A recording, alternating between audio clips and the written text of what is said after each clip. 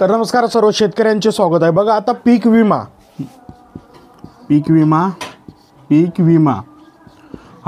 विमा या नुकसान भरपाईसाठी आता कोणते शेतकरी मित्रांनो पात्र झालेले आहेत, कोणत्या शेतकऱ्यांना पीक विमा भेटणार आहे याबद्दल आता सविस्तर माहिती आपण आता पाहूया।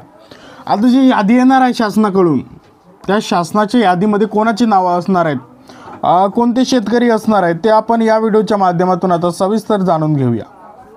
मित्रांनो बघा आता कोणते तुम्हाला हे नाव पण कसे चेक करायचे ते आपण आता जाणून घेऊया। पीक विमा नुकसान भरपाईसाठी फक्त हे शेतकरी पात्र असणार आहेत। आता कोणते शेतकरी त्यामध्ये आपण बघूया। आता बघा महाराष्ट्र शासनाचा ई पीक पाहणी हा एक महत्त्वाचा म्हणजे प्रकल्प आहे। म्हणजे याच्यानुसार काय होते की तुमच्या पिकांची नोंद होते, शासनाकडे तुमच्या पिकांची माहिती राहते। आता बघा हा एक महत्त्वाचा एकदम नोंद आहे।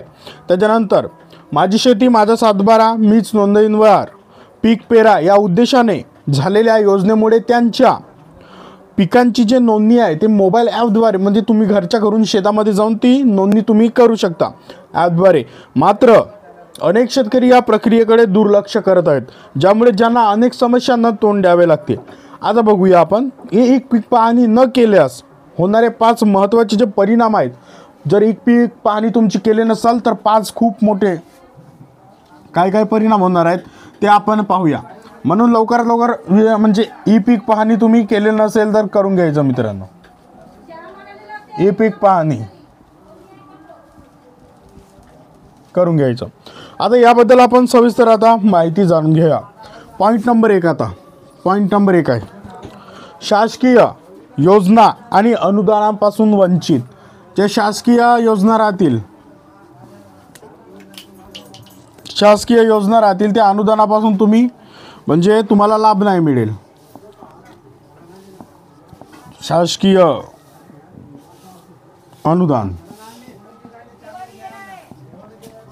अनुदान वंचित म्हणजे शासकीय जे शासनाचे जे काही अनुदान मिळते, शासनाचे ज्या काही योजना मिळतील त्या योजनापासून तुम्ही वंचित राहाल। म्हणून लवकर करून घ्या, कारण की आजकाल शासनाच्या बहुतांश योजना ई पीक पाहणी सोबतच त्या नोंदणीशी जोडल्या आहेत। म्हणजे तुमची ई पीक पाहणी झाली नसेल तर तुम्हाला ज्या योजना राहतील त्या योजना तुम्हाला मिळतील नाही। आता त्याच्यानंतर अनुदान मिळणार नाही।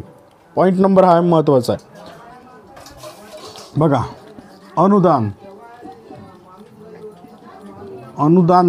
अनुदान मिळणार नाही मित्रांनो, हा एक पॉईंट आहे।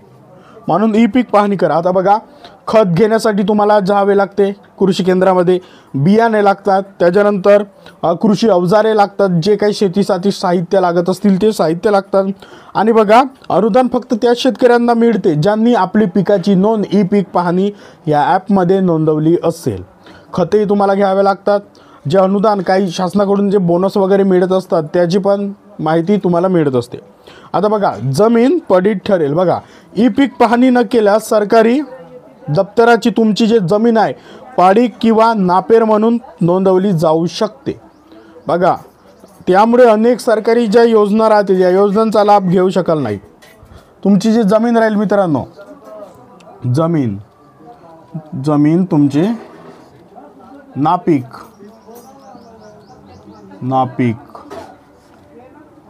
नापीक आणि पडीत ठरते। म्हणून लवकरात लवकर तुम्ही ई पीक पाहणी करून घ्या। आता त्याच्यानंतर नैसर्गिक आपत्तीतील नुकसान जे भरपाई आहे ते तुम्हाला मिळणार आहे। बघा कधी कधी खूप अतिवृष्टी होते, कधी कोरडा दुष्काळ, कधी ओला दुष्काळ, कधी खूप म्हणजे हे अवकाळी पाऊस वगैरे खूप येऊन जाते।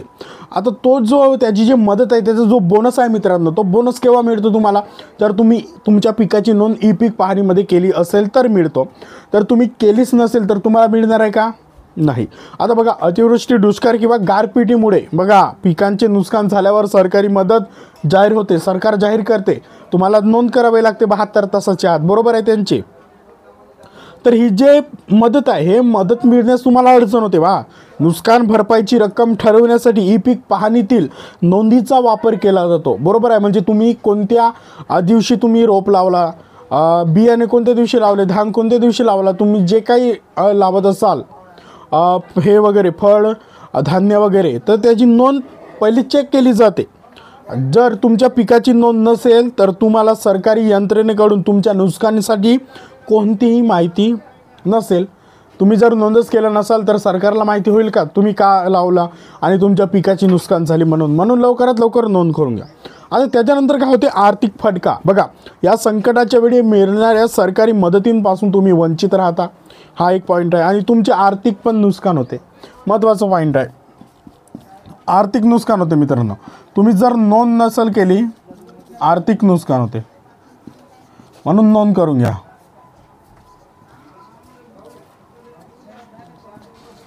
आर्थिक नुकसान होते, बघा हे पण नुकसान होते, म्हणून ई पीक पाहणीमध्ये नोंद करणे खूप गरजेचं आहे. आता त्याच्यानंतर येते पीक विमा आणि कर्ज मिळण्यामध्ये अडथळे येतात. तुम्हाला पीक विमा, बरोबर आहे, पीक विमा भेटतेच आणि कर्ज आहे ते पण मिळते. तर पीक विमा या योजनेसाठी, या योजनेचा लाभ घेण्यासाठी ई पीक पाहणी करणे अत्यंत महत्त्वाचे आहे, म्हणून ई पीक पाहणी करा. आता पीक विमा जो हे राहील, दावा राहील, तो फेटाळला जाईल. विमा कंपन्या ई पीक पाहणी करताना नोंदीनुसारच पिकाची पडताळणी करतात, हा एक पॉईंट आहे. त्याच्यानंतर तुम्ही विमा हप्ता भरला असला जरी नोंद नसेल तरी तुमचा जो दावा आहे तो फेटाळला जाऊ शकतो. आता कर्ज मिळणार नाही. बँका पीक कर्ज देताना तुमच्या शेतात कोणकोणते पीक आहेत याची खात्री करतात, या नोंदी फक्त तपासतात. नोंद नसेल तर बँका पण तुमच्या कर्जाला नकार देऊ शकतात किंवा विलंब होऊ शकतो, पॉईंट आहे. त्याच्यानंतर महत्त्वाचा पॉईंट येते म्हणजे शेतमालाला भाव. आपण जी शेतमाल आपण काढतो आपल्या शेतीमधून, त्या शेतमालाला योग्य ते भाव. शासनाने खरेदी केंद्रावर किमान आधारभूत किमतीने MSP शेतमाल विकण्यासाठी ई पीक पाहणीतील नोंद करणे आवश्यक आहे. आता बघा का होते, कमी दराने विक्री होते. नोंदी अभावी तुम्हाला तुमचा शेतमाल खुल्या बाजारात कमी दराने विकायला लागू शकतो. बघा, खुल्या बाजारामध्ये कमी दराने विकावा लागू शकतो, ज्यामुळे तुमचे आर्थिक नुकसान होऊ शकते, हा एक पॉईंट आहे. आता जमिनीमध्ये नोंदी घोळ. बघा, ई पीक पाहणीमुळे तुमचा 7/12 उतार्यावर पिकाची अचूक नोंद होते, बरोबर आहे. आता ही नोंद न केल्यास जमीन पाळीक, बरोबर आहे, पाळीक ठरते. त्याच्यानंतर ज्यामुळे जे अधिक जमिनीच्या कायदेशीर मूल्यावर परिणाम होऊ शकतो. त्यामुळे जमिनीच्या नोंदी अद्ययावत ठेवण्यासाठी सर्व शासकीय योजनांचा लाभ घेण्यासाठी तुम्हाला ई पीक पाहणी करणे खूपच गरजेचे आहे. आणि महत्त्वाचे म्हणजे आपण ही जी संपूर्ण माहिती सांगितली आहे आतापर्यंत, ही माहिती इंटरनेटवरील आधारित आहे. या माहितीमध्ये चेंजेस वगैरे राहू शकते, हे महत्त्वाची सूचना. बघा, या माहितीमध्ये बदल पण राहू शकते. ही माहिती इंटरनेटवरील आधारित आहे. प्रॉपर माहिती पाहिजे असेल तर गव्हर्नमेंटच्या वेबसाईटमध्ये जाऊन तुम्ही तिथं चेक करून घ्या. तर हे संपूर्ण आपण पॉईंट या व्हिडिओमध्ये कव्हर केले. व्हिडिओ आवडला असेल तर व्हिडिओला लाईक करा. चॅनलवरती नवीन असाल तर चॅनलला सबस्क्राईब करा आणि या व्हिडिओला शेअर करा. संपूर्ण व्हिडिओ पाहिल्याबद्दल धन्यवाद. पुन्हा भेटू एका नवीन व्हिडिओमध्ये एका नवीन विषयासह. धन्यवाद.